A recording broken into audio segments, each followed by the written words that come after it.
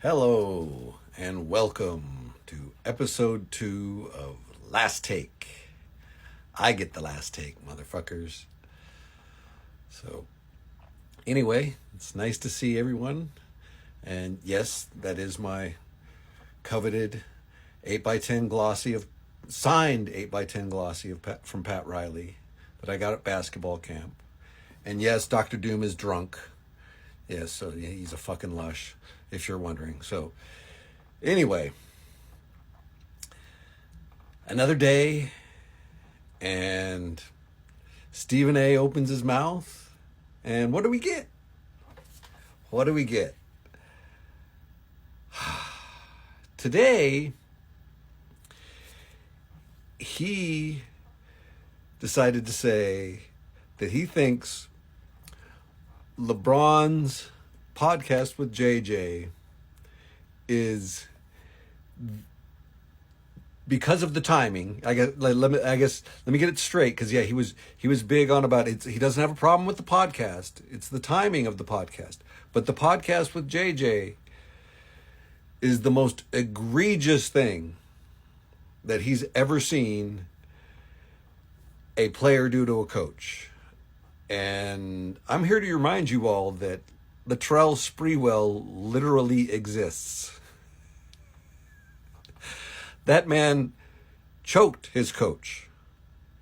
But somehow a podcast at the, middle of the season, quote unquote, with somebody breaking down plays is the most egregious thing because Darvin was on the hot seat.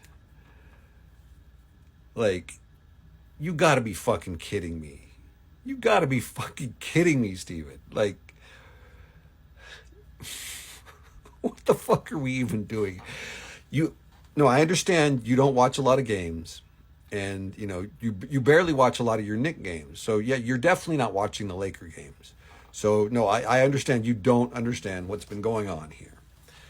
And Darvin dug his own grave.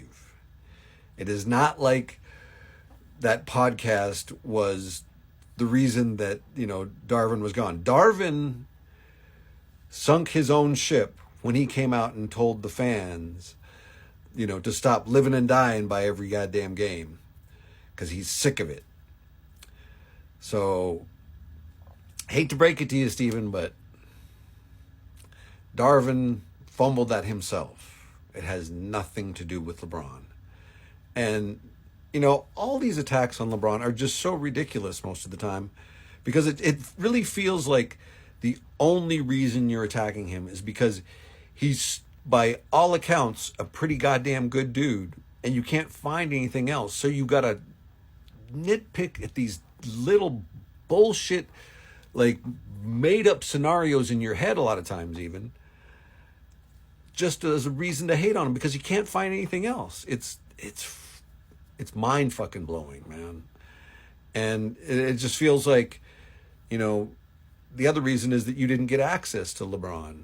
And, you do have access to Jordan. And so that's why you keep pumping up Jordan, and you're practically on a campaign against LeBron. And it's pretty evident and pretty gross at this point, And, you're going to bring up pods. What about D'Lo's pod? Crickets on that, huh? No. D'Lo's pod, he started that before.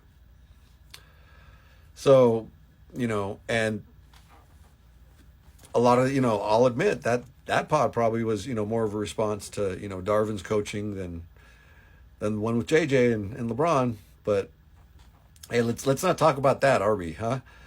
And shout out to D'Lo.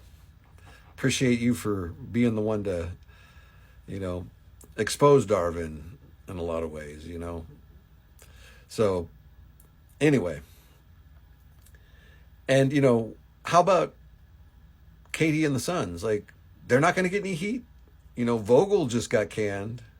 But, nobody's talking about KD running Vogel out. Crickets again, huh? Just nothing. Yeah, it's getting ridiculous, Steven. Like, what are we doing, man? But hey, I gotta say, I appreciate you, man. Like every day, it feels like you're gonna give me something. So shout out, man. Appreciate it. Anyway, let's move on. Move on to second target of the day. And it's good old Brian Windhorst. Windy. Oh, Windy, Windy, Windy. You love to insult our intelligence, don't you, Windy? You really think we're fucking stupid.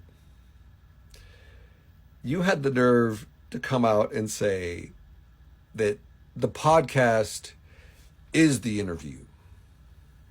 Like, motherfucker. Like, we know that Pelinka and JJ have at least met once. Whether or not interview or not, that's, we've all been, as Laker fans, arguing over that semantics, because we get different reports from other people. And it doesn't feel like it was a formal interview, but, they did talk for a couple hours at least, apparently. So, anyway, to say, like, the podcast is the interview, like, that is an insult to the entire front office of the Lakers. Like, and, I'll agree. Like, I've got a lot of issues with the way the front office does things. I always have. As a Laker fan, like, this has gone back. This isn't just Jeannie. This goes back a long, long way. This is how Jerry operated in a lot of ways too. And yes, it was frustrating. But, we do have 17 titles. So we do have something to stand on. So, yes, it's frustrating when a lot of this goes, but, nobody is perfect. And, everybody that's talking shit about this front office, there are 29 other front offices, and, there's probably maybe, like, in reality, like, maybe 8 or 9 that, like, run better than we are. Like, it's not, like, as egregious as everybody makes it out to be, because there's a lot of terribly run organizations in this league too. So yes, it's frustrating, but, like, anyway, on a side note, like, back to Windy, I should say, not on a side note, back to Windy, like, stop insulting our intelligence. Like, come on, man. Like, I understand, you're a Midwest guy, like, you're probably bitter that Braun has come out to Hollywood, and not stayed in Cleveland. We get it. But, like, come on, just stop insulting our intelligence. Like, and give me a fucking break. So, anyway, that's going to move me on to my last topic. And this is kind of just in general, with a lot of insiders, because it's been, this whole time with this search, it's been JJ is the guy. But all the actions I keep seeing from the front office kind of don't say that that's necessarily true. He's definitely a candidate, obviously, but whether or not he's the leading candidate, it doesn't quite feel like that from what the front office has been doing.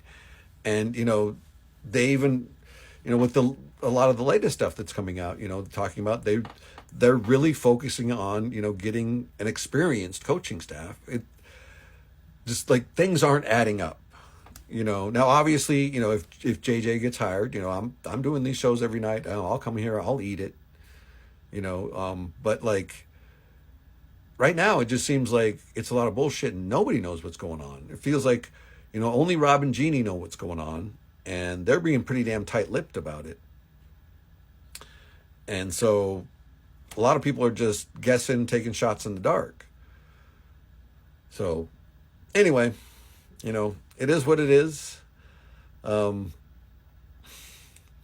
see. And like I said, I'm here, if JJ gets hired, you guys can drag me, but it just doesn't feel like it. And, it doesn't feel like, especially if we're going to be focusing on AD being the guy, that he's going to be the guy. But I guess we'll see. Anyway, I'll catch you guys tomorrow.